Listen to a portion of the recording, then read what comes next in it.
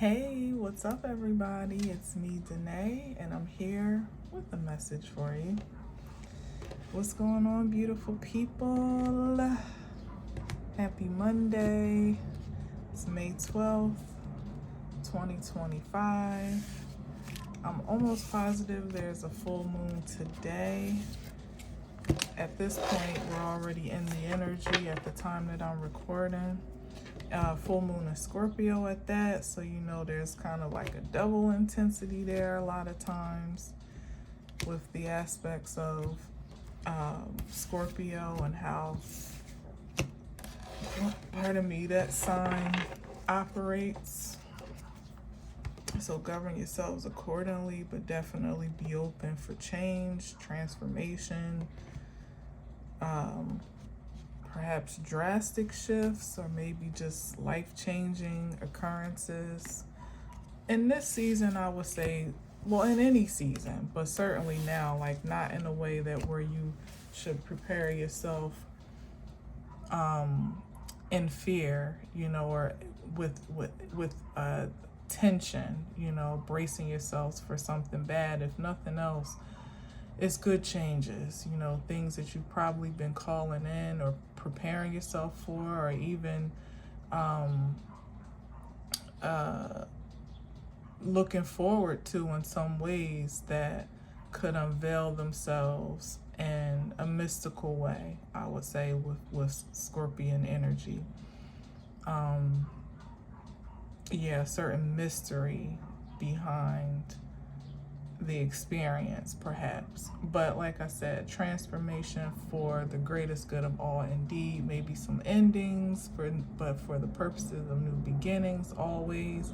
It is a full moon, which is always about clearing and releasing and resetting.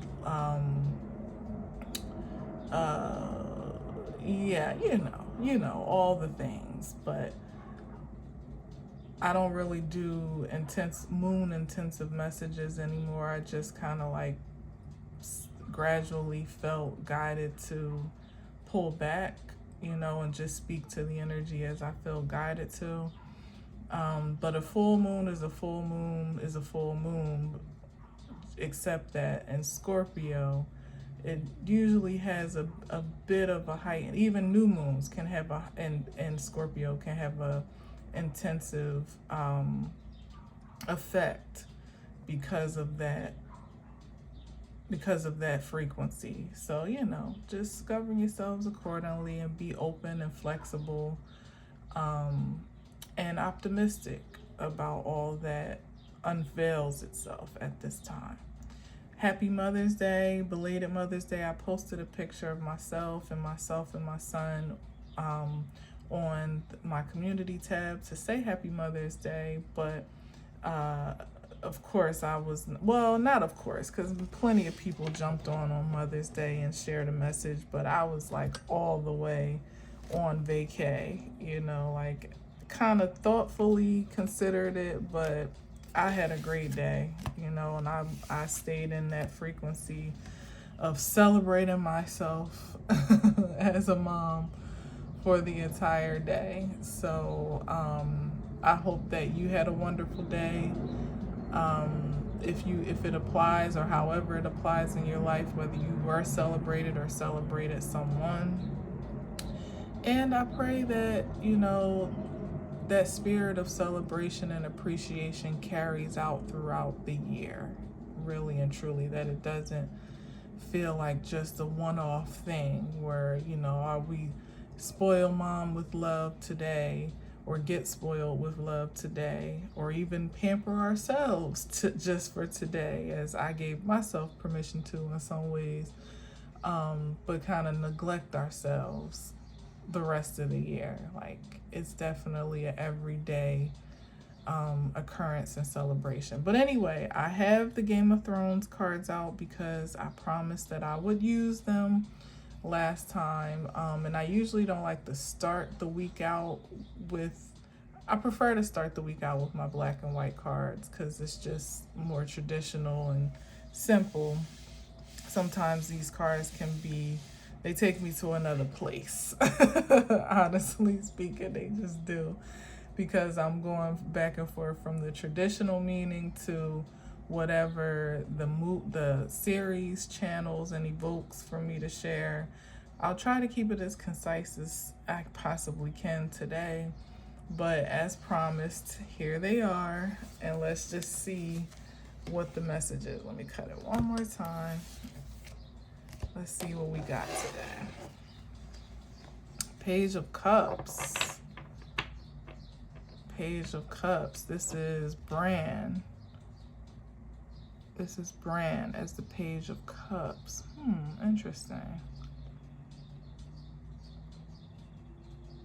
But this is, I'm pretty sure, and I might even whip out the book, because last time I used these cards, I read the Tower.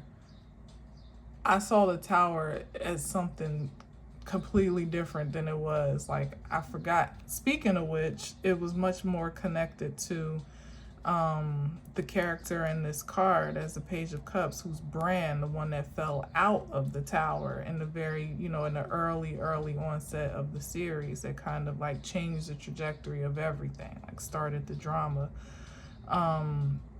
But I saw it as like Dragonstone. It was weird. Like when I look back on it, I was like, oh, of course, the Tower, duh, the most significant tower in the whole series. But it looked like a mountain to me when I was looking at the card, because sometimes these cards can be a bit abstract. But anyway, oh, let me bring it up too, because I forgot these are much darker than my black and white cards, so they might actually be hard to see. But this is Bran, kind of in maturing into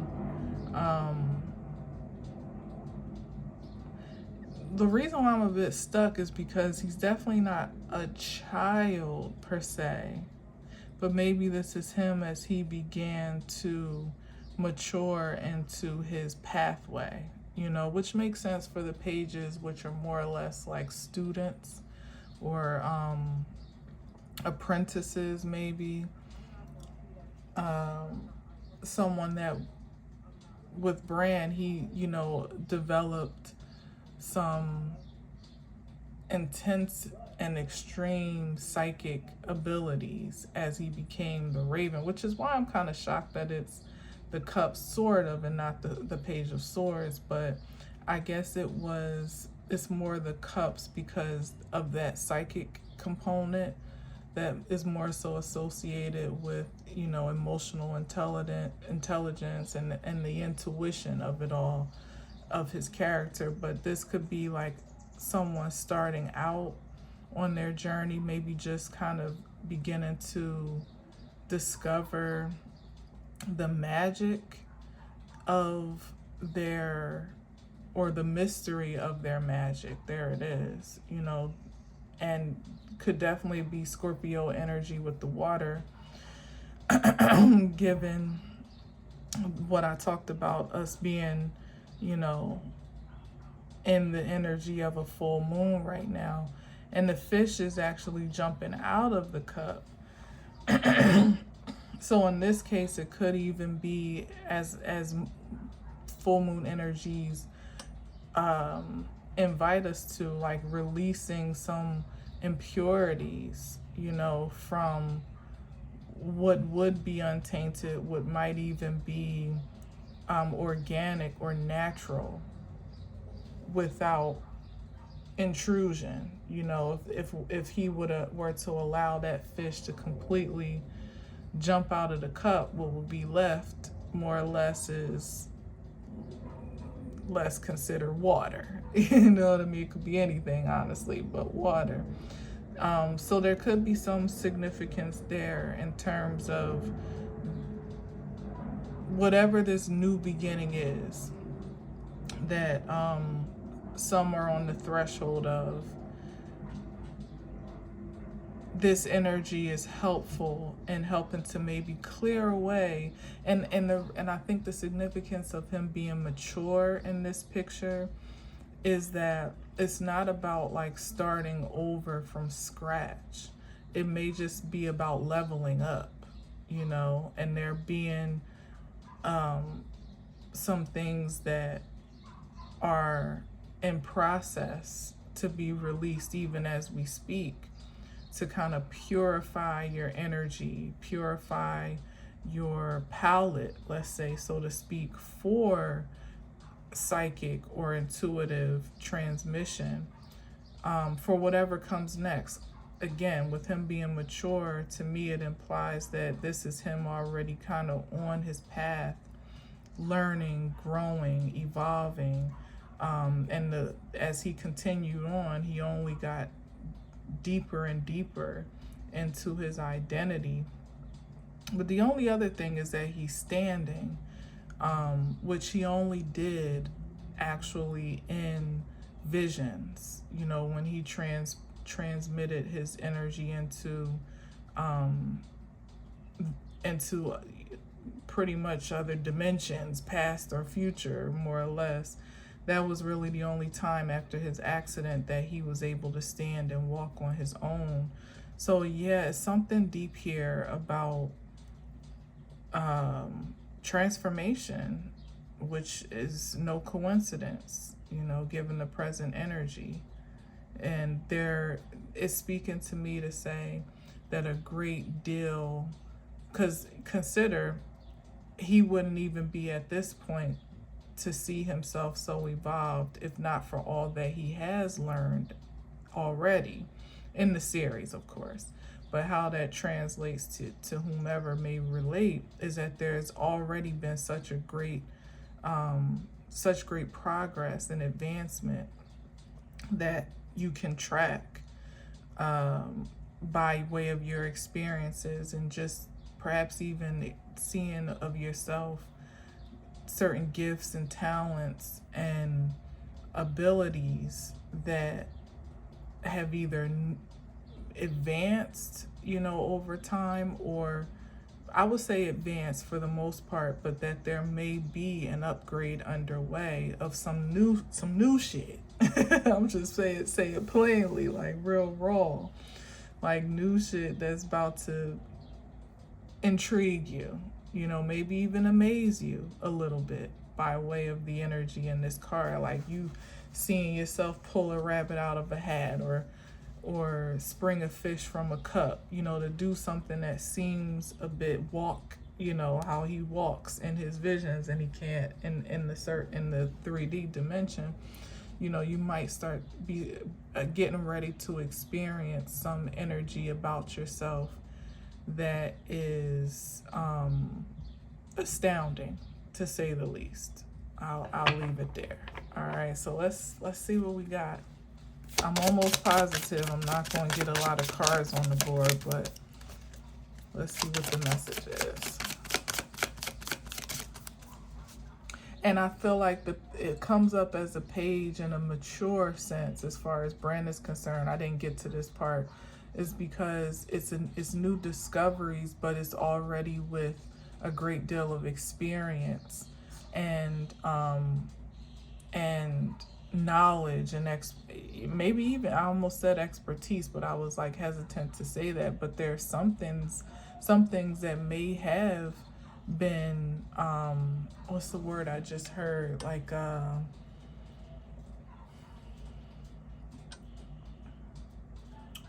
there was a word I just heard, it left that fast. But there may be some things that have been, like, you've become a bit of a professional at, or skilled in some ways, that transfer over, and that, are in no way, shape, or form left behind. But there's something new that may be newly introduced or discovered in this new season, that it may not necessarily be that you're learning it all over, or learning it as like a child or a novice, but I feel like the page is a reflection of what may take some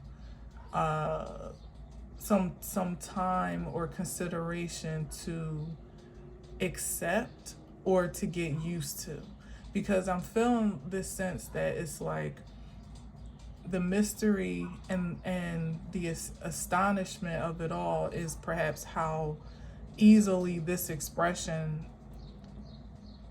how easily this expression of you is unveiled. That's not how I want to say it. Like, whatever this is, whatever it is, whether it's a new gift, a new talent, a new idea, maybe even a new sensitivity, you know, emotionally or psychically, I'm getting the sense that it pretty much feels like second nature. Like I was saying, like there's been some interference or something, some interruption that, like that fish, that may have kept it from operating or flowing organically as it would without any interruption. But once that thing is removed or plucked out, that obstruction, that distraction, whatever it is in this releasing transit, it's what ultimately kind of like allows that flow to happen effortlessly, to the point where it's like you may feel like you've always done this, or you've always known this, or how you operate in this frequency or function is quite natural. As a matter of fact, it's not something that has to be learned at all, but it may be astounding in such a way to observe of yourself and experience of yourself, where you just have to, you know, kind of find peace with it. Like, I could do this, I can, you know, or I feel this way. Could even be new love, you know, a new way to feel about connection or expressing your emotions. And it feels foreign in a sense, but only because you're not used to being able to express it so effortlessly. But not because the weird part is, though, that it feels actually more natural than it should, if that makes sense, if I'm explaining that right. That's what I'm getting.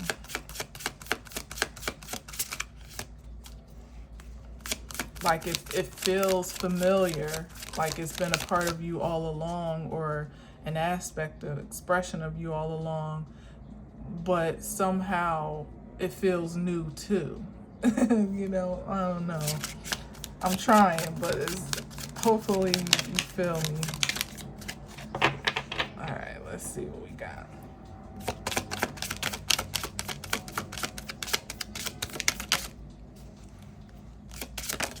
Oh, wow, that just popped back and forth.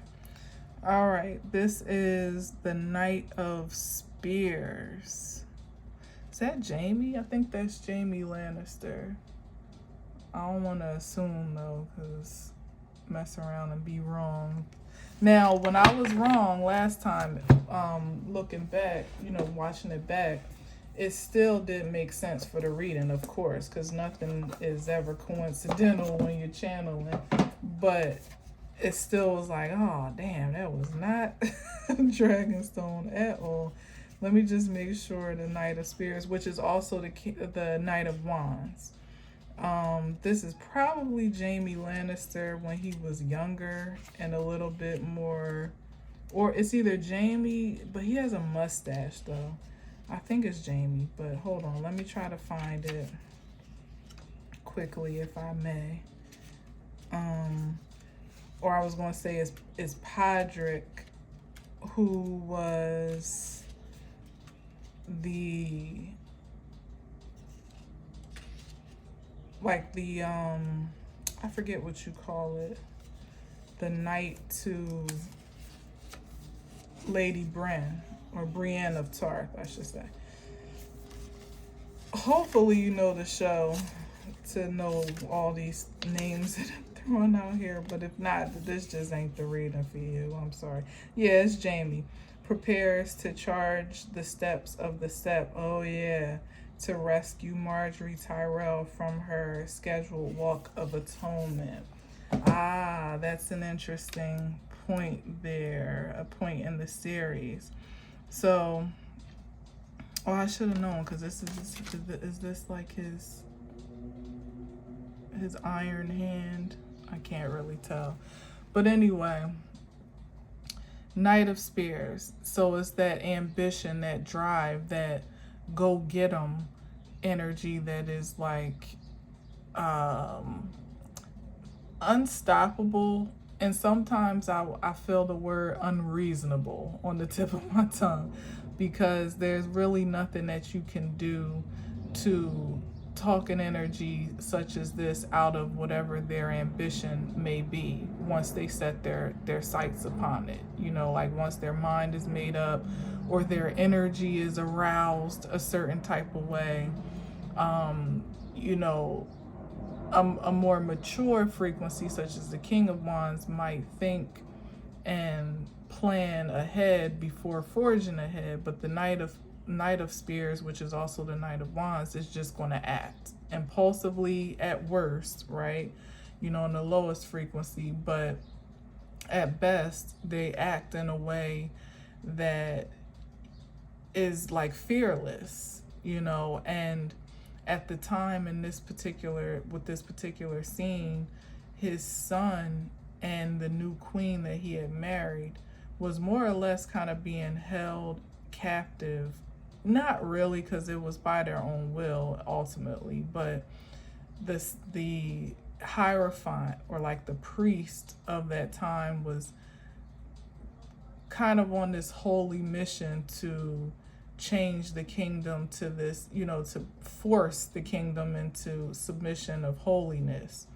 But he was doing it, although it seemed like it was how do you say it, like noble, like a noble quest.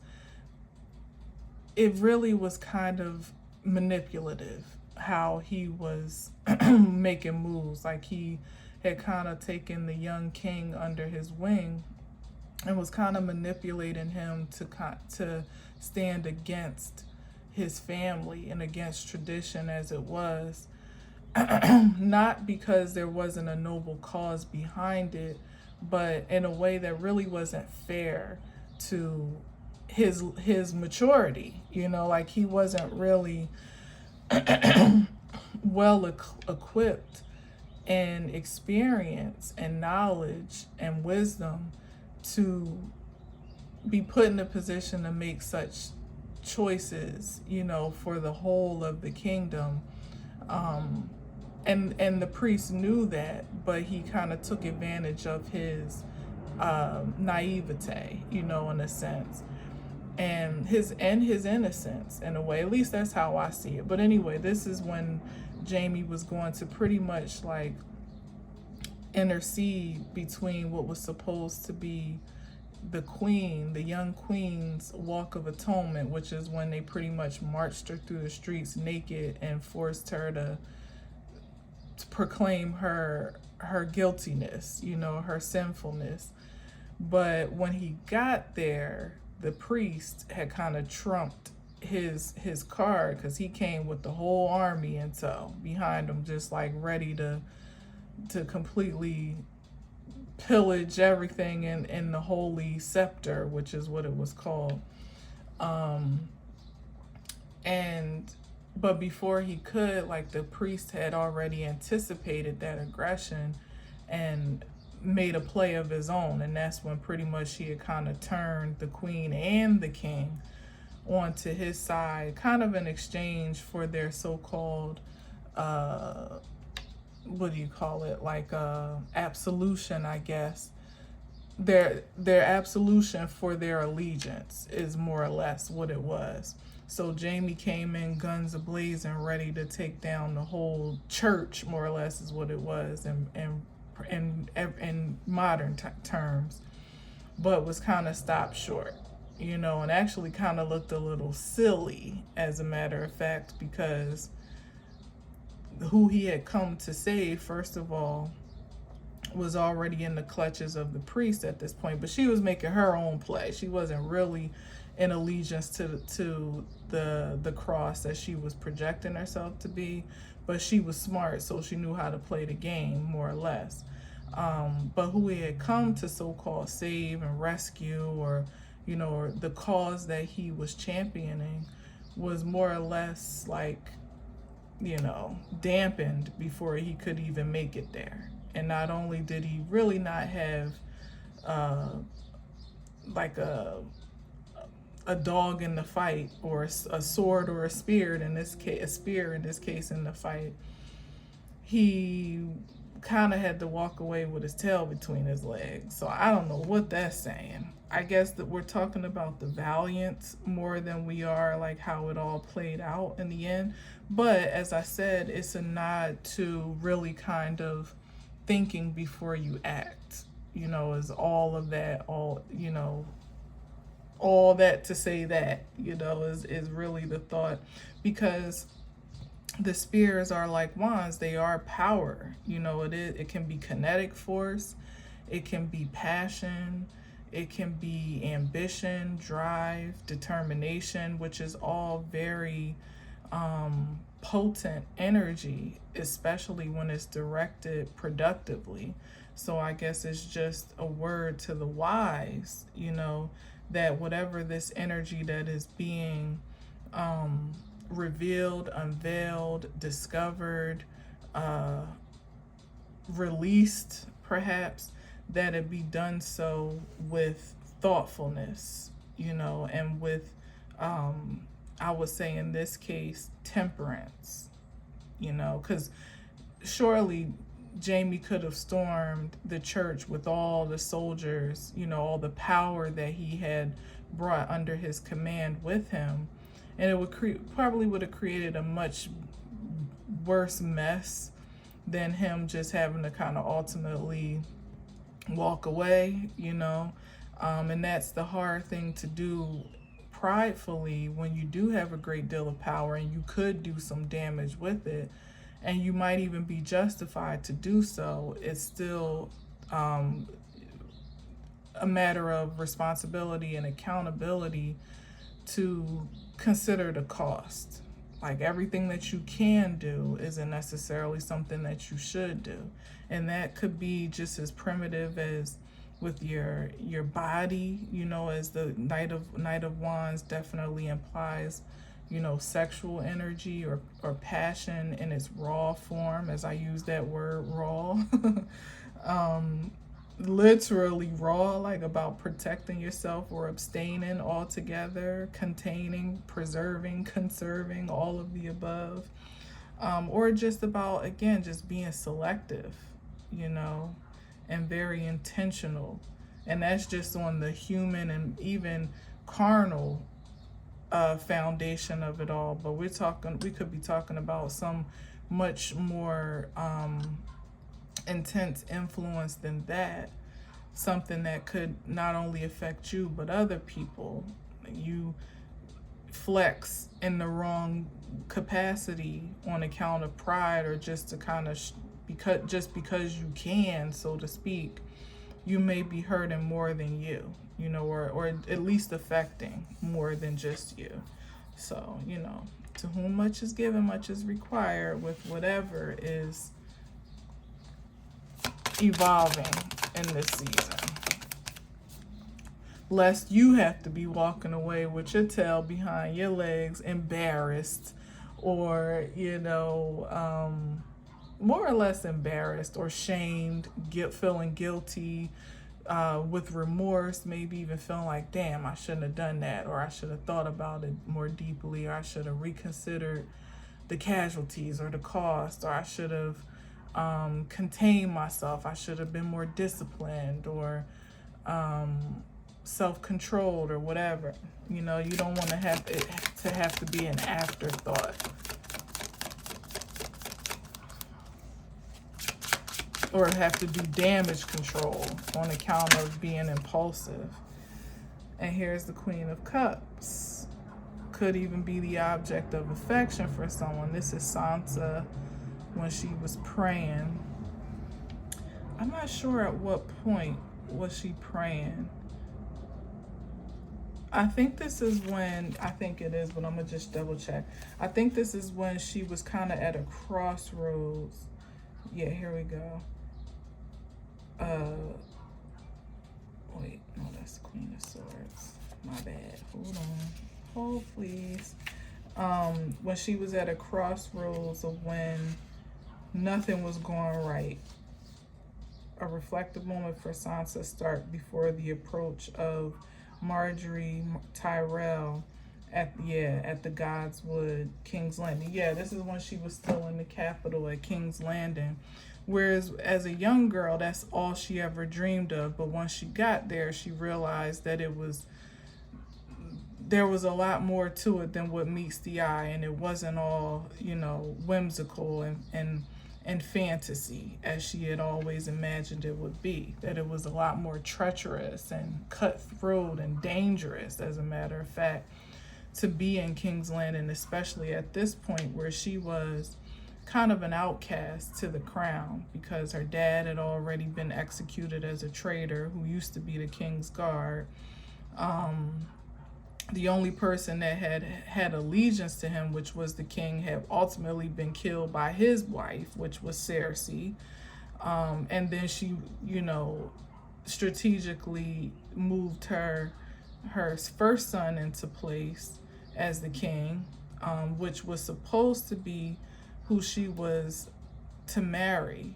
But once her dad became outed as a traitor, he pretty much saw her as such too, and kind of got swept away in this ideal of another queen, who is the one that there's so many, man, this is why these cards get too much for me, because I just start telling stories. But it also is me channeling, like, what is it that I'm getting from this card. But that was his dad, who came to ultimately save Marjorie, the new queen that took Sansa's place.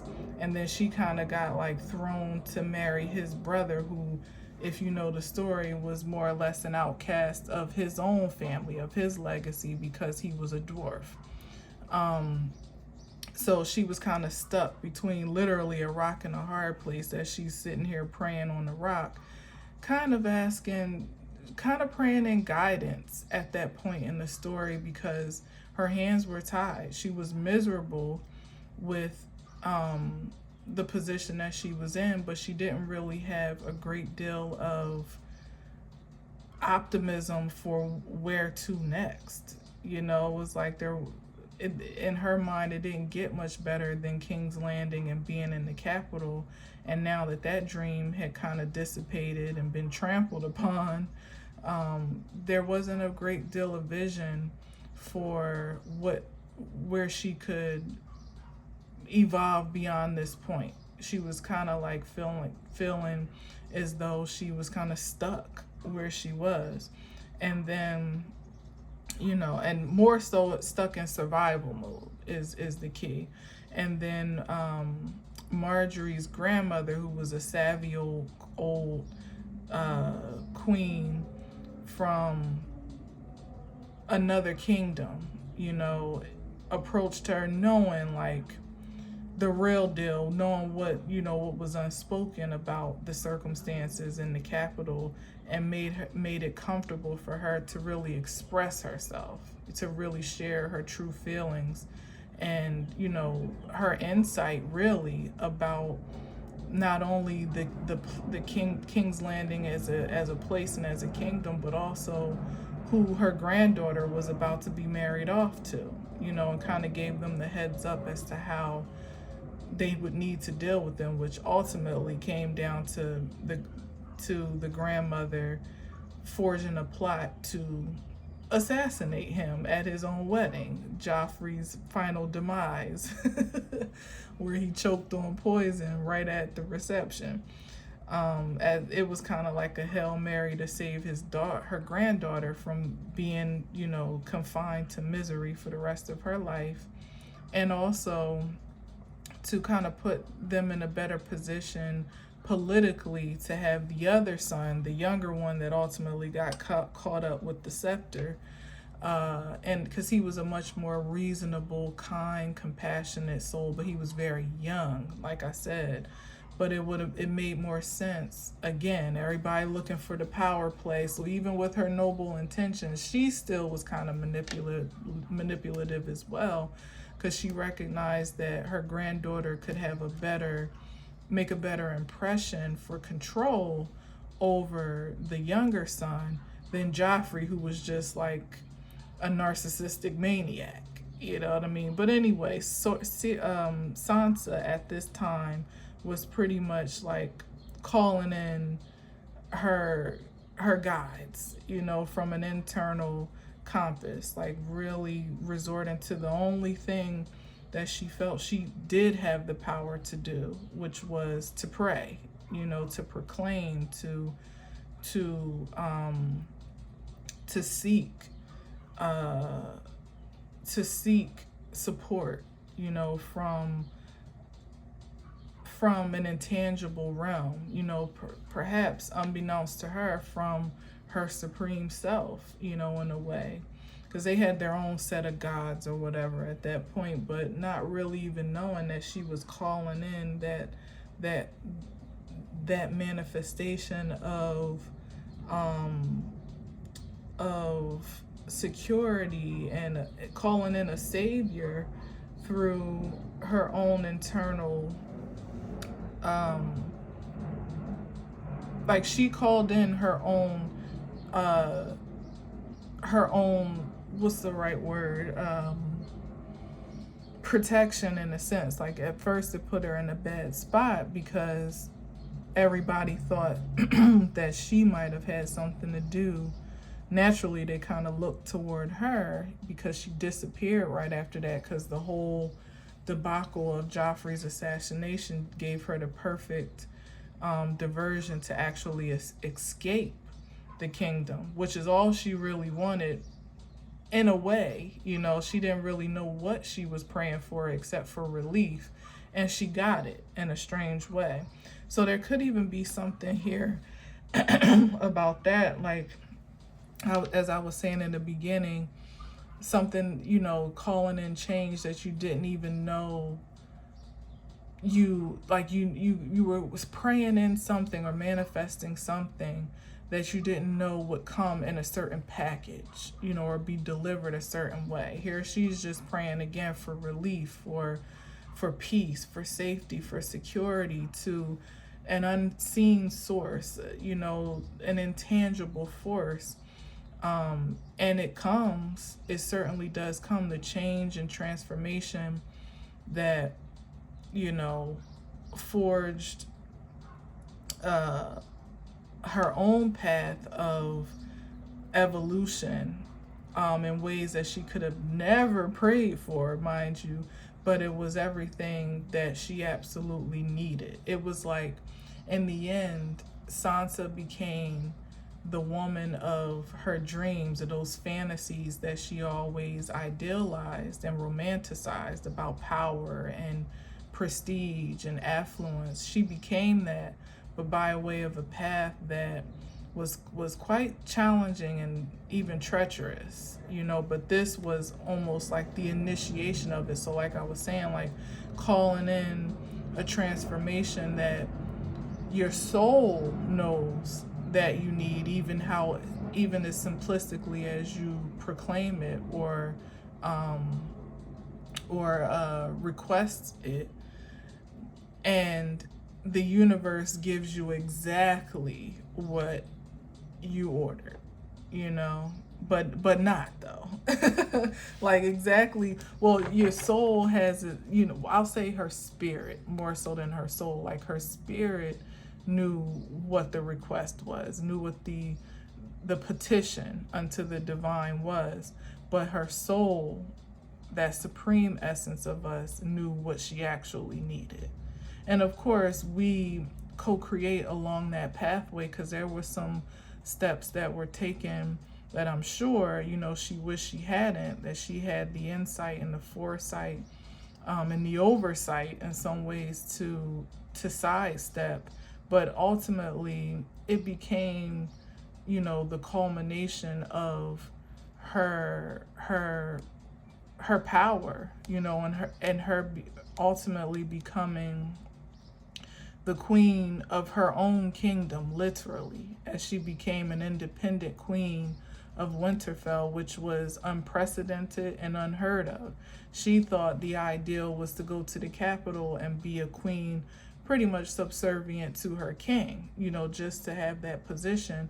And she ended up being the head be in charge, the HBIC, as we say, queen of her very own home, where she could be no more safe and secure, and where she could be no more beloved, and still having, in some degrees, that romanticism of royalty and regality, but in a much more grounded way, not just the the fantasy of it all, but actually the highest frequency of it all, that would allow her to impress true change and really be a sound influence. So there's that. Take that as you will, in terms of, like I said, what you may be praying in and have been calling in for some time, and it actually unfolding right before your eyes in ways that you never expected, but also with an end result that you couldn't have really crafted, even if you were given the tools to do so.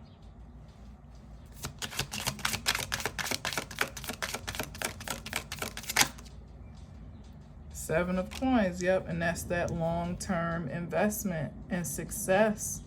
The potential for long-term investment and success. And this looks like somebody that's like a pauper. Let me see. Let me just see, because I just want to be knowing like what the cards are, because I'm still getting used to them because I don't use them that often.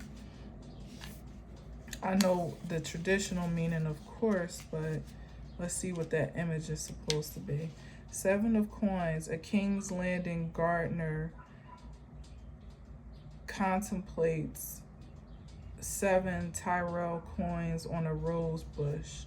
The House Tyrell words are growing strong. Wow, I'm glad I read that. Exactly what I just said about the long-term resonance of more or less a righteous path.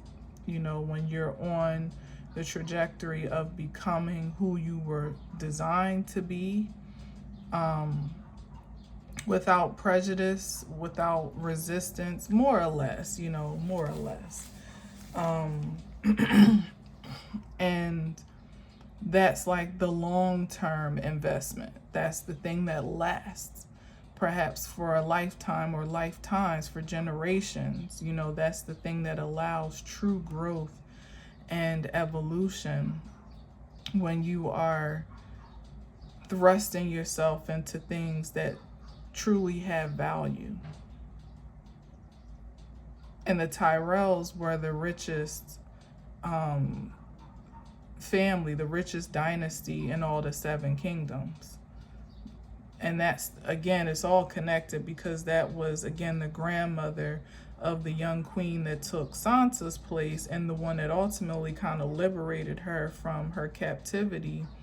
And again, the granddaughter that was to be rescued here from the scepter that kind of was holding them hostage, more or less. In the end, she passed away, unfortunately, because Cersei ended up blowing up the scepter.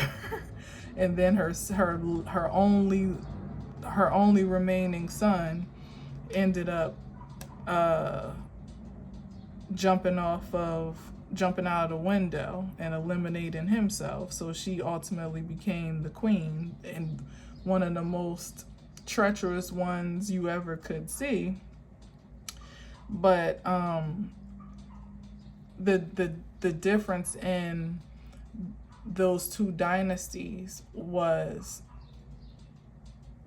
the Lannisters had this they had this projection, this reputation, more or less, of wealth, because their lands used to mine gold. But in the end, as I've said before, reading these cards, the father admitted to the fact that they weren't really as wealthy as their reputation projected, because they had stopped mining gold a long time ago. Like, the gold was, had been completely stripped from their land at that point, but nobody really knew that, because what they were living off of at that point was actual credit from the Iron Bank in which they had forged a relationship with, and also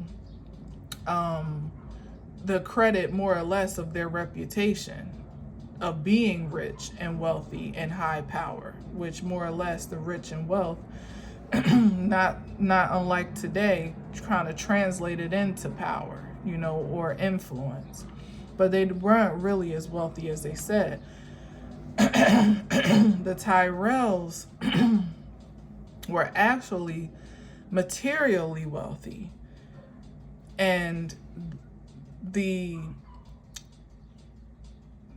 had the material longevity, but they didn't really necessarily have the influence that the Lannisters had, which is why the marriage of their children became coveted, because there was a recognition one to another of how their houses united could forge a force, and the children more or less were just pawns and these grabs for power, ultimately, when it all comes down to it. But the Seven of Coins, again, like I said, in the end, all the Tyrells more or less were wiped out, because even the grandmother was forced, their whole kingdom got seized, and she was forced to eliminate herself with poison. And the Lannisters the same. Cersei and the legacy that she led, and the the Starks, that kingdom continued on. Not only did her brother, who was the beginning card, Bran, go on to be the king, the ruler of King's Landing, but now she became an independent kingdom. And when you look at the thread of all the children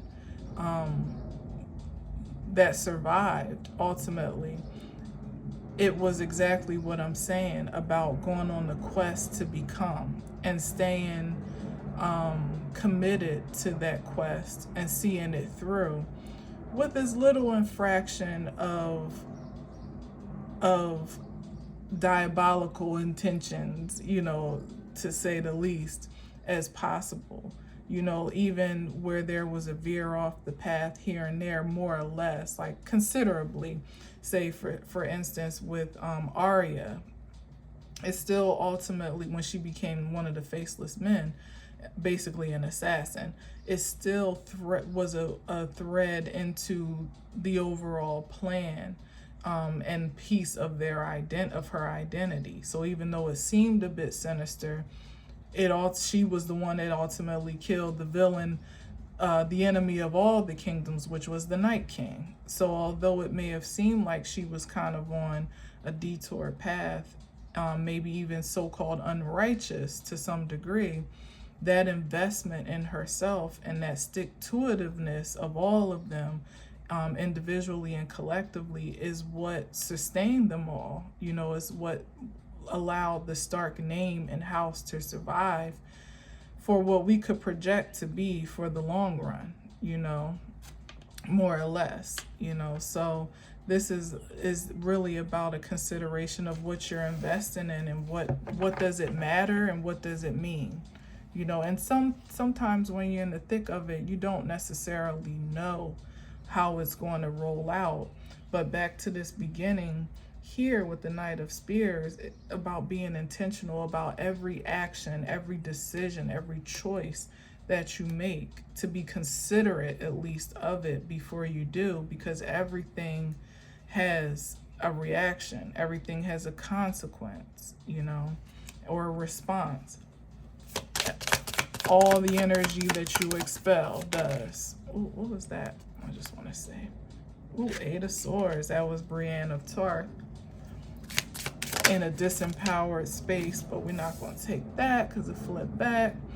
But there's a warning there, as I'm saying, that your own actions can be what binds you at times in that Eight of Swords energy, where like you can ultimately captivate yourself by a series of bad choices, or disempower yourself in some ways by not making any choice at all, which in turn is also a choice, right?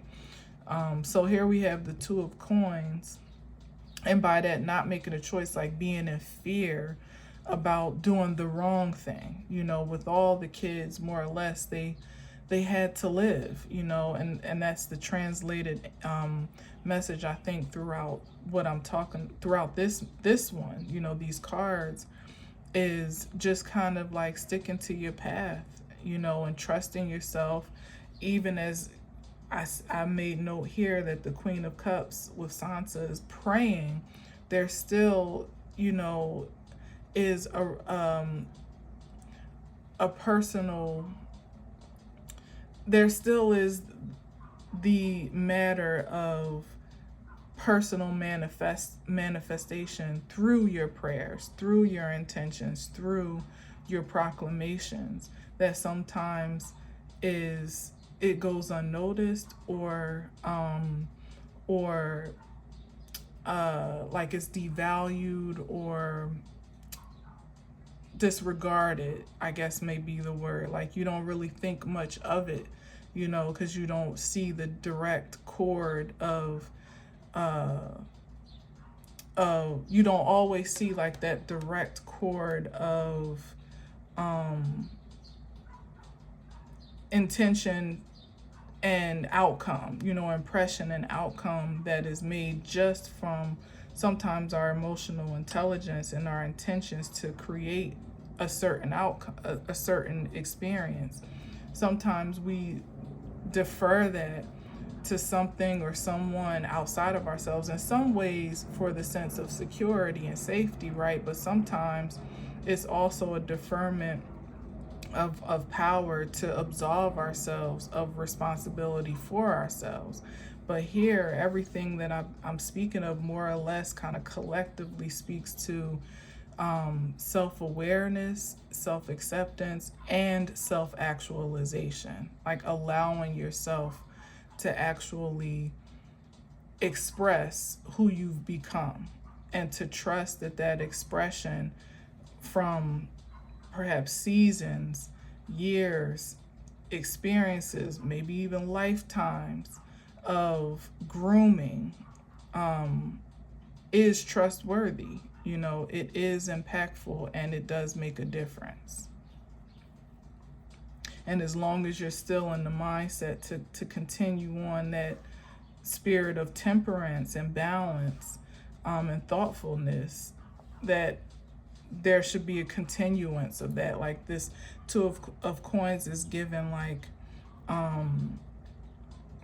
it's given like, well, it says a Lannister always pays their debts, and that was the motto of the Lannisters, whom I said more or less glean from their reputation of wealth more than their material assets, But even with that, it's like I could say from that like your spirit of wellness, and in this case like good intentions, for some integrity. There it is. Thank you. Like the spirit of integrity that you have cultivated, or that has been cultivated within you over time, begins to precede you, where people may trust you because of how you have carried yourself, or how you have navigated through certain situations or circumstances that may,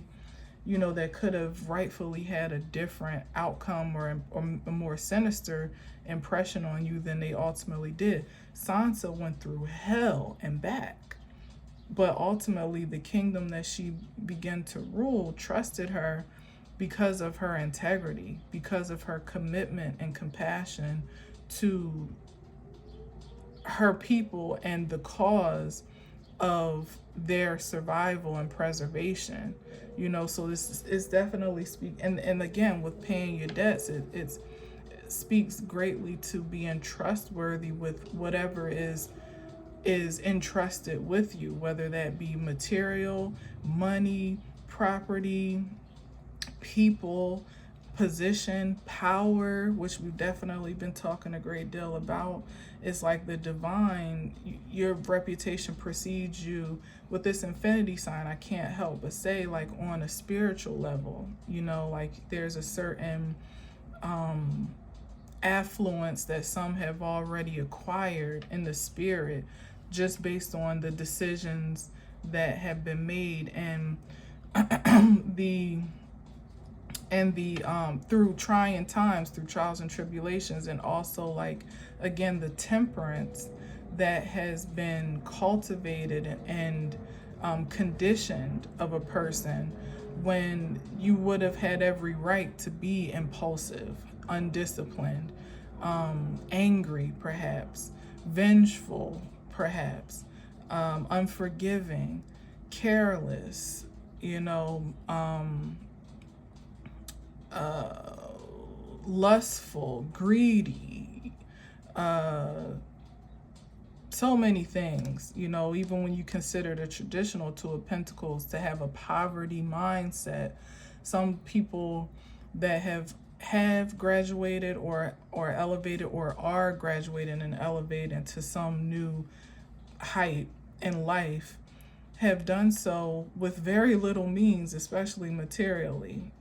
Some have been put in a position where you would have every temptation to do some strange things for change, you know, to sell your soul, to come up, to advance, to sacrifice a part of yourself for the sake of survival, you know. But that temptation was turned down, you know, was sidestepped in a lot of ways. If anyone is experiencing the type of elevation and ascension that I'm speaking of, it was the more or less the trial and tribulation, like I'll say the trial error of the divine, to kind of see what it's working with, like what is your character, who, you know, what do you resort to when times are dark, or when the situation is rough, or when things seem dire and hopeless, you know, when there seems to be no help in sight, there's no security or sanctity in your circumstances, when you feel like you have a great deal of potential but nothing is really blooming or blossoming from your efforts, is what I can get from the Seven of Coins. When you have so much passion and ambition and drive for something, but you get stopped short every time you step out, you know, like, what will you do in the face of adversity, really and truly, or resistance overall? And that was the test. Will you stand up and have you stood up to the challenge to maintain a sense of dignity and honor, and respect when it mattered most? And that's the energy that's why you can be so trustworthy now unto yourself, even to believe in the optimism that you may even feel incited to project. That could go back to that Page of Cups too, like almost a childlike outlook about life, where you allow yourself to be free and happy and optimistic and hopeful again, in ways that aren't tainted by society or tainted by corrupted occurrences, people, places, or things. You know, it's to take that fish out of the cup and allow yourself to see through pure perspective again is hard to do when your perception has been corroded in a certain type of way. You know, that could also be that getting used to that I was talking about. But that's the thing that you can more or less find stability in, you know, that infinite intention of optimism, and more or less like an ideal for the greatest good of all, you know, because if you can maintain that in the worst of times, certainly you can when things are only looking better and better. You know, when you can't go really, you can only go up from the Two of Coins for the most part. even if you were to go down to the ace, that still is a divine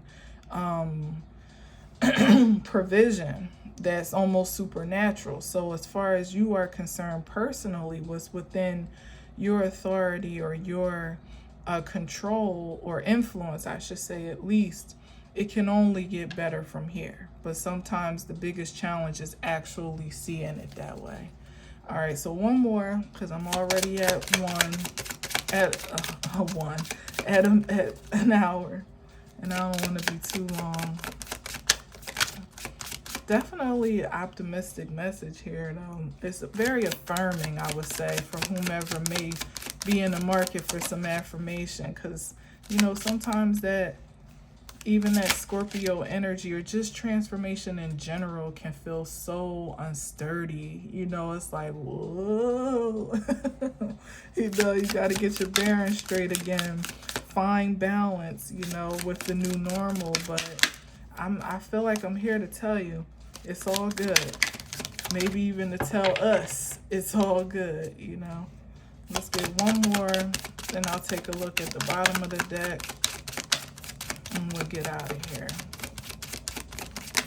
Oh, that's way too many. That's like literally 5. We'll be here all day.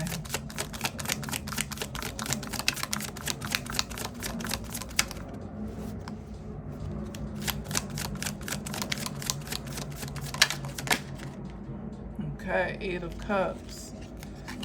Yeah, here's another release card, and walking away for some. Like some things, it's like releasing.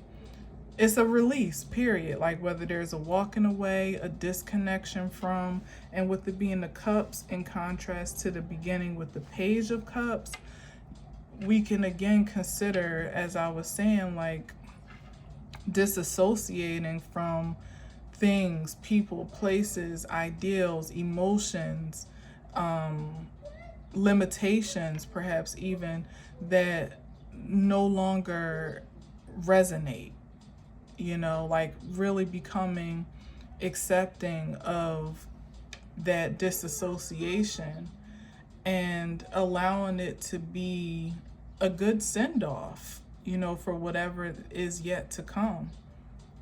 Really and truly. And there could be a lot or a little to leave behind, or a little that has had a great impact or a great influence on you, or even just a lot that you've invested yourself in, that it almost feels like, really, like I'm supposed to be done with that in this season, or there's no connection to that now anymore, you know. Like it could even be shocking to yourself, you know, that you're just not so invested in things as you used to be.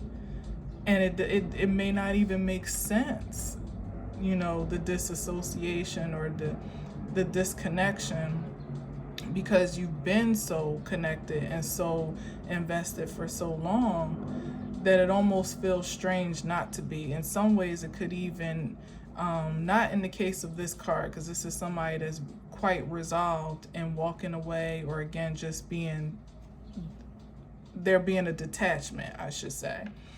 But for some, humanly, naturally, of course, it can almost evoke a guilt within you that you should feel more sorry or more sentimental, let's say, maybe even mournful about the things, people, places that are left behind.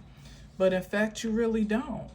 You know, like you actually feel quite resolved in your disconnection, not because there's any less care or affinity for what's being left behind, but there is something more important, maybe even profound, that one has to look forward to, or one gets to look forward to in this season of life.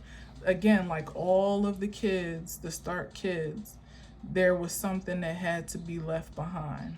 That once their home in general, once they all left the home, it seemed like it took a lifetime for them to return. And when they returned, it was nothing like when they left, and neither were they, you know.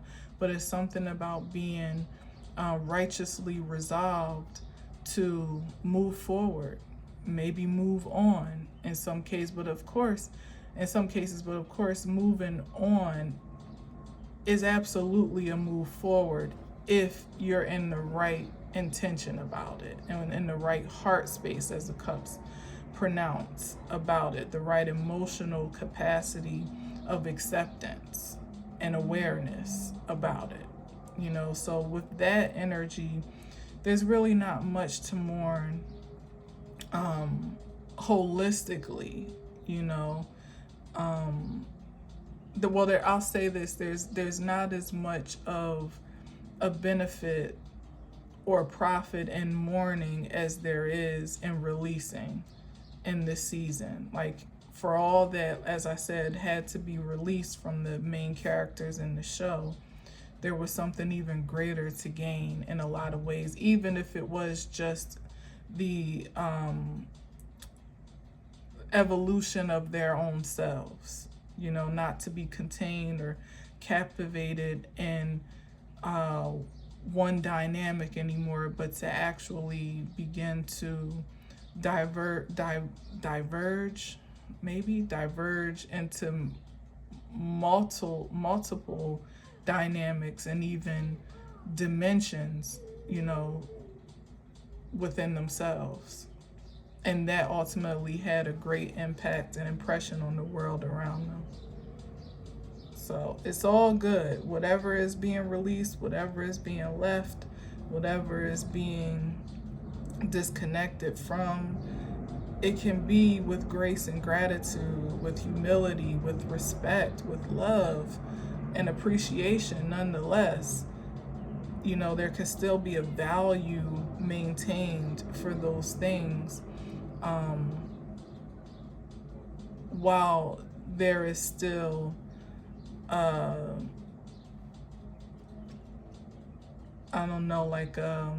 determination to advance beyond them. No guilt and condemnation for any of it. All right.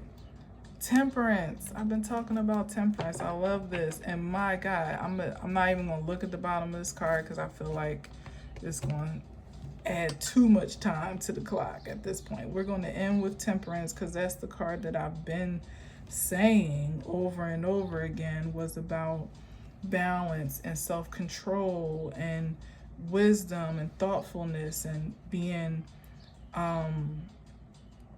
guided internally and even intuitively.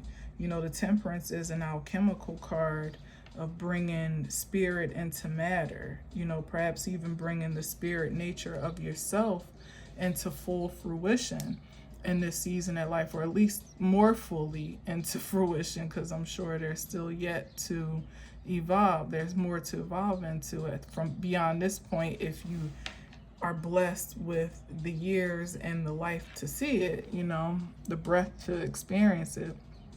But in the meantime, like, this is Samuel, who had a journey of his own from a pathway that he accepted that didn't seem natural, and never really did naturalize itself in the end, but it was just a stepping stone because he was sent off to Castle Black to be, more or less a soldier at the wall. He was never much of a fighter, even though he was the first to kill and survive killing a White Walker. But he never really was a passionate fighter in a physical sense. He wasn't really that type of warrior, but his intelligence is what ultimately helped win the war for humanity in the series, because he discovered through his studies and his curiosity that dragon glass, which is obsidian, ultimately is the kryptonite for White Walkers. So where they were completely defenseless before as humanity against the night of the army of the dead, they suddenly became equipped to fight a long night's battle. You know what I mean? What could have been ultimately a losing battle because of his expertise, you know, and his genius, quite honestly. So again, even though he was sent on along a path that never quite felt right for him, that he never particularly flourished in as a soldier, it was a stepping stone to him finding his way to be a Meister, which was like a wise man, in which he was never on the pathway on, because where his legacy did not pronounce that. He came from a family of soldiers who were ultimately more or less like, well, the men anyway, were kind of ashamed by him and kind of banished him because he wasn't the soldier and the fighter that they were. In the end, they ended up dying off as the last of the house, and he sustained the house not as some valiant warrior, but as a brilliant mind. So again, that speaks to sometime, and he had to leave what he knew behind, his comfort zone in the Eight of Cups, to find his way to through even a less comfortable space and time. But what he ultimately found is his true identity through that pathway. And that's what a lot of people have already kind of been on track to do. And I feel like, again, with that Page of Cups to begin, it's almost like rediscovering it's almost like discovering what's been undercovered. That's what it is all this time, whether it was because of resistance, surrounding influence, societal oppression, hell, familial oppression, you know, class, caste, nobility or lack thereof, because he wasn't on track to be a wise man. He had a certain, you know, path that he was supposed to lead, and that was that. And the same is more or less for many of the characters that survived and succeeded in the end. But if it wasn't for those steps that were taken, for those that, you know, had the courage to do what was different, but what felt right, what seemed right to them righteously, they wouldn't, not only would they not have flourished in the end, they may not have found their way to the end of the series at all. And these are the characters that ultimately live on in our imagination of Game of Thrones beyond the series, to carry on the house and to continue the legacy and the dynasty of greatness. And those that kind of like turned the trajectory of the house as it was, perhaps to on some other path altogether, you know, or giving it new value or new possibilities of existence and immersion, you know. So it all matters. It all matters. And again, with the Temperance, it's like really just focusing on your brand of magic, what you feel is being transmitted to you and through you to express, and dare I even say expel, in the 3D. You know, there's certain hints, nudges, signs, signals, impressions that may come out of prayers or come out of almost supernatural occurrences in some ways that are kind of like forging the way for your own footsteps, you know, that help us in a lot of ways not to overwork or overthink too much, because it's just really allowing your spirit to flow with what your soul is inspiring, you know. And that's not easy for a lot of people to do, because it is the balance with temperance of kind of having a surrender to the unknown, but somehow like a surrender, but also having, what's a good word in contrast to that? Well, a submission, I should say, but also having, damn, I can't find the right word. It's like being just as creative and intentional in what you care to see come to fruition as you are submissive to all the unknown aspects and influences of that holistic becoming, that holy exaltation of the truth of you, in a sense. And by that I mean like the ascended expression of yourself that, again, your spirit has been calling in, but your soul knows the pathway too, and it's the co-creativity of those entities and elements that brings it all to life, and then still again makes it make sense in the 3D. Temperance is key. All right, so I'm gonna leave it there. Definitely way over ideal time today, but thank you for listening. Thank you for watching. I will definitely talk with you soon. And until then, as always, I leave you with peace.